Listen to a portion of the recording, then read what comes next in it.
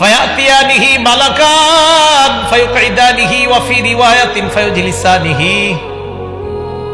দুই ফেরেশতা তার কাছে আসবে, আসার পর তাকে বসাবে, বসানোর পর বলবে মার রব্বুকা, এই রব কে?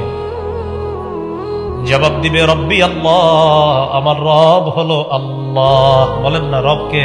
আল্লাহ।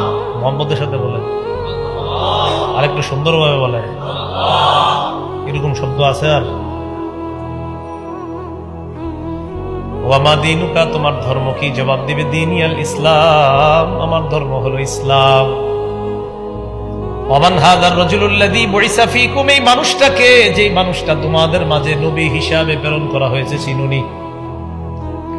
তিনি জবাব দিবে হাযা মুহাম্মাদুন সাল্লাল্লাহু আলাইহি ওয়াসাল্লাম, তিনি হলেন মুহাম্মদ সাল্লাল্লাহু আলাইহি ওয়াসাল্লাম। এই কথা বলার পর আল্লাহ বলবে, এই প্রশ্ন করার দরকার নেই, আন সাদাকা আবদি, আমি সত্যায়ন করলাম, আমার বান্দা যা বলছে সত্যি কথা। আল্লাহ রাব্বুল আলামিন বলবেন, এক কাজ করো, আফরিশুহু মিনাল জান্নাহ, বান্দা মাটির মধ্যে কেন থাকবে? কবরের মধ্যে জান্নাতের বিছানা বিছায়া দাও। ওয়ালবিসুহু মিনাল জান্নাহ, মানুষ কি একটা কাপড় দিয়ে দিছে, জান্নাতের পোশাক পরায়া দাও। ওয়াফতাহু লাহু বাবান ইলাল জান্নাহ, জান্নাত পর্যন্ত কবর থেকে একটা দরজার ব্যবস্থা করে দাও।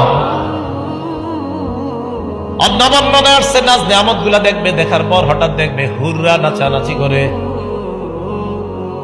এর মন চাইবে ধরতে, ভাই থামো, নাম কানাউমাতিল আরুস লা ইউকিজুহু ইল্লা আহাব্বা আহলিহি, ঘুমাও, বাসর রাতের দুলার মতো ঘুমায়া থাকো, এখন না।